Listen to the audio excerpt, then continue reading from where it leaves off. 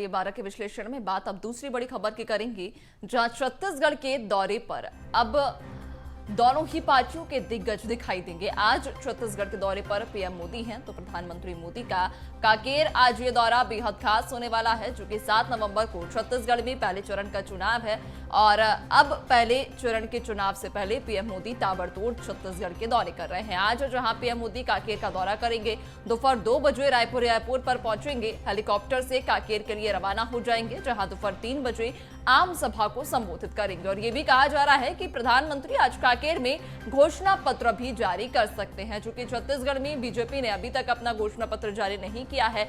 अब ऐसे में ये कहा जा रहा है कि आज जब पीएम मोदी कांकेर में जनसभा को संबोधित करेंगे, तो वहां अपने बीजेपी का घोषणा पत्र भी जारी कर सकते हैं। तो आज पीएम मोदी का कांकेर दौरा बेहद खास होने वाला है, चूंकि चुनाव अब नजदीक है। मात्र 3 दिन छत्तीसगढ़ में बचे हैं जब पार्टी अपने चुनाव प्रचार प्रसार को और तूल दे सकती है, यानी कि 3 दिन में पार्टी अपना दमखम दिखा पाएंगे। उसके बाद चुनाव प्रचार प्रसार छत्तीसगढ़ में थम जाएगा, चूंकि पहले चरण का चुनाव 7 नवंबर को होना है। तो छत्तीसगढ़ में बीजेपी के बड़े नेताओं के दौरों को लेकर कांग्रेस प्रवक्ता अमित श्रीवास्तव ने बयान दिया है। उन्होंने कहा कि 5 साल तक छत्तीसगढ़ में बीजेपी का कोई बड़ा नेता नहीं आया। चुनाव नजदीक है तो सभी बड़े नेता पहुंच रहे हैं। पिछले 5 सालों तक जनता की उन्हें याद नहीं आई। देखिए, लगातार छत्तीसगढ़ की जनता बेहतर समझती है कि जो लोग 4.5 सालों में छत्तीसगढ़ नहीं आए और जिन्होंने लगातार छत्तीसगढ़ के साथ सौतेला व्यवहार किया, अब अगर वो चुनाव के समय में आएंगे तो छत्तीसगढ़ की जनता वैसे भी सीरियसली लेती नहीं है। चाहे फिर आप देखिए, चाहे धान खरीदी, जब हमने कहा कि हम धान खरीदी MSP पे करना चाहते हैं, तो इन्होंने उस समय भी हर्डल्स पैदा किया। उसके बाद चाहे खाद की बात हो, चाहे बारदाने की बात हो, चाहे छत्तीसगढ़ के हितों की बात हो, छत्तीसगढ़ के जो राजस्व हमको केंद्र से मिलना हो, चाहे वो जो पेनल्टी है, रॉयल्टी की पेनल्टी की जो 4147 करोड़ रुपए है, चाहे लगातार अगर आप देखेंगे OPS का पैसा हो, लगातार अगर आप देखेंगे तो छत्तीसगढ़ के साथ सौतेला व्यवहार करने का काम केंद्र की सरकार ने किया।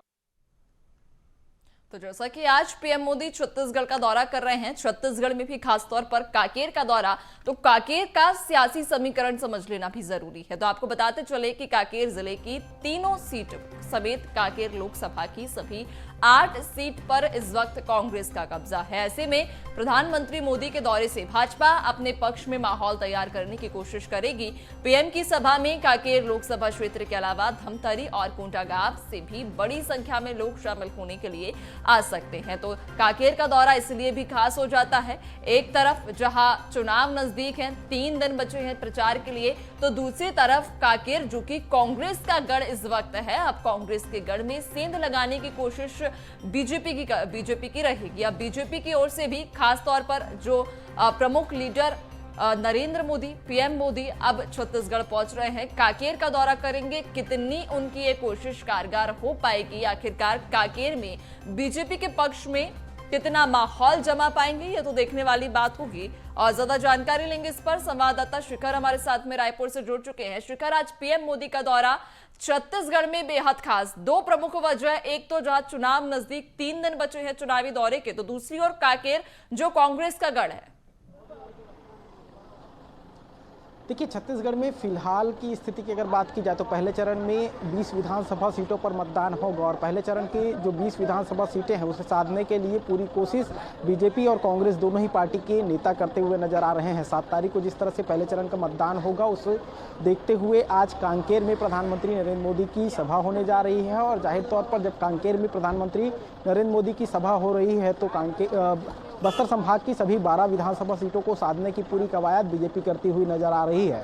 जिससे पहले की अगर बात की जाए तो लगातार जो बीजेपी के तमाम बड़े नेता हैं वो छत्तीसगढ़ दौरे पर आ रहे हैं। बस्तर में खासा फोकस जो है किया जा रहा है, क्योंकि बस्तर की जो 12 विधानसभा सीटें हैं उन सीटों को अगर कोई जीत लेता है तो छत्तीसगढ़ में सत्ता उसकी बनती है। इस तरह की कयास जो है लगाते रहते हैं। और जिस तरह से पीएम नरेंद्र मोदी छत्तीसगढ़ दौरे पर आ रहे हैं, कांकेर में जनसभा का आयोजन होगा और इस जनसभा को संबोधित भी करते हुए वो नजर आएंगे।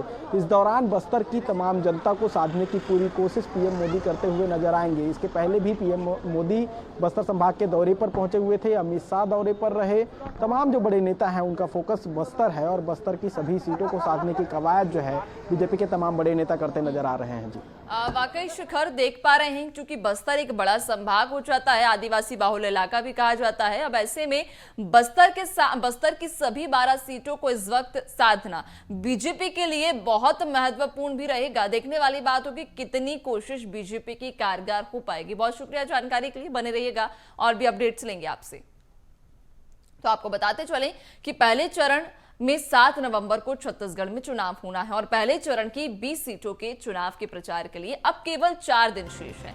राजनीतिक दलों ने अपने स्टार प्रचारकों को चुनावी मैदान में झोंक दिया। प्रधानमंत्री नरेंद्र मोदी के अलावा यूपी के सीएम योगी आदित्यनाथ भी छत्तीसगढ़ का दौरा करने के लिए पहुंच रहे हैं। 2 दिन में 7 सभाएं वे करेंगे, जहां 4 और 5 नवंबर को कवर्धा, पंडरिया, सुकमा और बस्तर में सीएम योगी की बड़ी आम सभा रहने वाली ही है। सीतापुर और मनेन्द्रगढ़ में रक्षा मंत्री राजनाथ सिंह का भी दौरा बेहद खास। कल राजनाथ सिंह छत्तीसगढ़ के दौरे पर पहुंच रहे हैं। 3 नवंबर को सुकमा में 12 बजे रक्षा मंत्री राजनाथ सिंह बड़ी आम सभा को संबोधित करेंगे। दूसरे चरण की सीटों पर भी फोकस इस दौरान रहेगा। सीतापुर और मनेन्द्रगढ़ में वे प्रचार प्रसार अपना तेज करेंगे।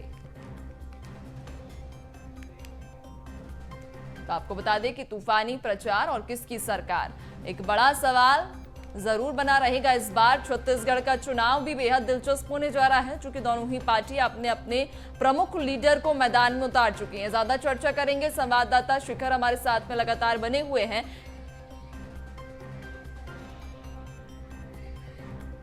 और आपको बताते चलें कि इस बार छत्तीसगढ़ में चुनाव कांटे की टक्कर वाला होने जा रहा है, क्योंकि दोनों ही पार्टियों के जो प्रमुख लीडर हैं वो मैदान में उतर चुके हैं। अपने अपने पक्ष में माहौल बनाने की कोशिश लगातार पार्टियों के द्वारा की जा रही है, लेकिन उनकी ये कोशिश जमीनी स्तर पर उन्हें कितनी जीत दिला पाएगी, बड़ा सवाल बना रहेगा।